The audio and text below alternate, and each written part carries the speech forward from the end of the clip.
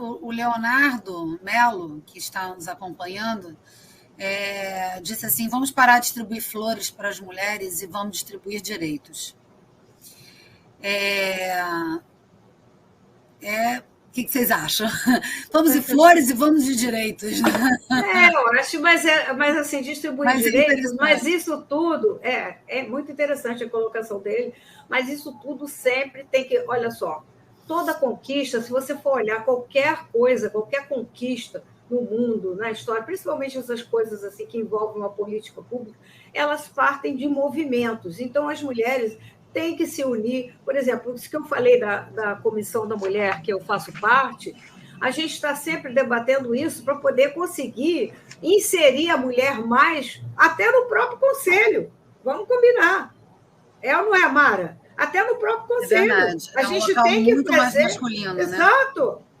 Ele era muito masculino, ele melhorou muito, mas ainda tem que melhorar mais, porque da última gestão, em todo o sistema do Conselho Federal, com todos os regionais, houve uma queda da participação, por incrível que pareça. Entendeu? Eu fiquei boba com isso quando eu vi o resultado das eleições. Houve uma queda, reduziu um pouco. Então, nós, assim, nós vamos lutar para isso. Não, a gente tem que ir lá, conversar, compor com as regionais, para que a ocupação da mulher naquele espaço também seja, né, em igualdade. Porque a gente, por exemplo, falando da administração, que é onde eu domino, né, no Conselho Regional de Administração, nós temos quase 50, quase igual o número de registrados, é quase igual o número de registrados. Então, ou seja, a gente tem que ter a representação quase igual também, não é verdade? Para poder... É verdade.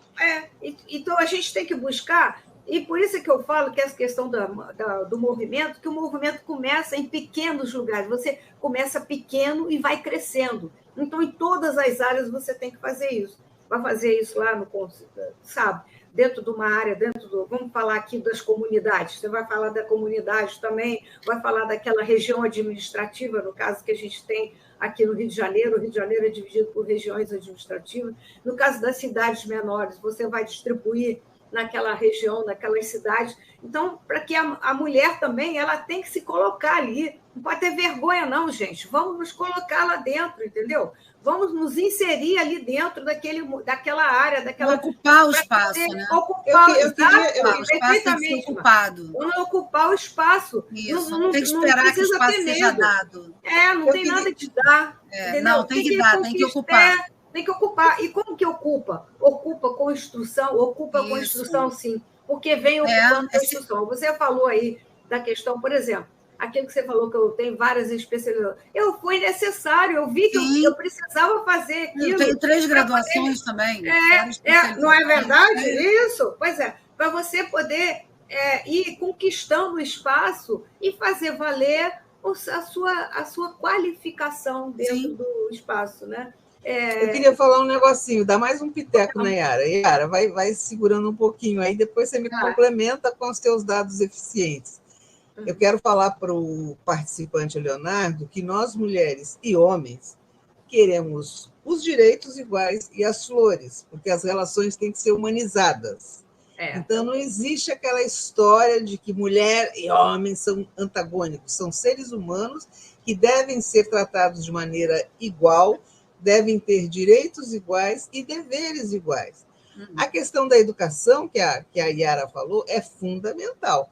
Quanto mais educação as pessoas tiverem, quanto mais educação as mulheres tiverem, maior qualificação elas terão e serão mais competitivas para os cargos que estão disponíveis. Esse é um dos motivos que as coisas estão começando a melhorar. Mas nós não podemos esquecer que nós estamos falando de mulheres que podem ser menos favorecidas social e financeiramente, médias, e mulheres mais favorecidas. As mulheres mais favorecidas, elas têm como trabalhar, exercitar sua profissão, exercitar sua competência e manter a sua vida do que é esperado que a mulher faça dentro de um certo nível, porque ela tem um salário compatível para sustentar uma casa com uma infraestrutura e com a proteção das leis. Agora, as mulheres que são no trabalho doméstico também são protegidas. E as mulheres que têm uma vida mais financeiramente mais média, muitas vezes param de trabalhar aos 30 anos porque elas não têm competência de salário para pagar a infraestrutura necessária para tomar conta da família dela. Quando ela retoma o trabalho, ela retoma sempre num patamar abaixo. Sim. E o que é mais grave, porque é um grande percentual, são as mulheres de baixíssima renda. Essas não têm como pagar e essas não têm como parar de trabalhar.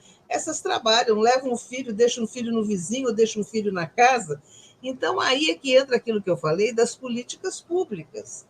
Para que haja ações positivas para a equidade, a redução das desigualdades, assegurar os direitos e salários iguais para igual função, o Estado tem que prover algumas coisas. O que ele tem que prover? Ele tem que prover creches, ele tem que prover ensino em horário integral, porque as mulheres não podem ter filhos só de manhã ou só de tarde, elas têm que ter no horário do trabalho delas. Uhum. Eles têm que ter uma função de apoio vamos dizer assim, às políticas nas indústrias para que os objetos que facilitam a vida doméstica sejam mais baratos. Você tem aí que uma mulher gasta cerca de 28 horas por semana no trabalho doméstico, mesmo quando ela tem um companheiro. Uhum. E o rapaz, companheiro, em geral, a pesquisa mostra que trabalha 7 horas. Então, é 4 vezes menos. Então, precisa, para dividir mais os trabalhos, precisa ter máquina de lavar, precisa ter coisas que não precisam passar, precisa ter uma porção de facilidades para a mulher poder viver a vida de todos os ângulos que ela vive. Esse é o depoimento que a gente tem que fazer. Eu sou do século passado. Quando eu nasci, as pessoas eram do fogão e da pia. Não era do tanque, não era da pia. Mas todas as mulheres da minha casa trabalhavam também. Eu cresci vendo mulheres trabalhando. Então, eu acho que eu me criei no trabalho, nunca cogitei de nunca trabalhar. Nunca cogitei de ficar em casa. Nunca pensei em não me casar, em criar uma família, mas nunca cogitei que isso pudesse afetar a minha vida, porque eu tive um exemplo doméstico, que nem sempre é viável. Isso é que eu quero falar. A gente precisa preservar, no exemplo das crianças, a ideia de que a mulher tem um valor tão forte, tão preponderante para o crescimento de tudo, quanto o homem, e não uma subordinação. Isso é impressionante.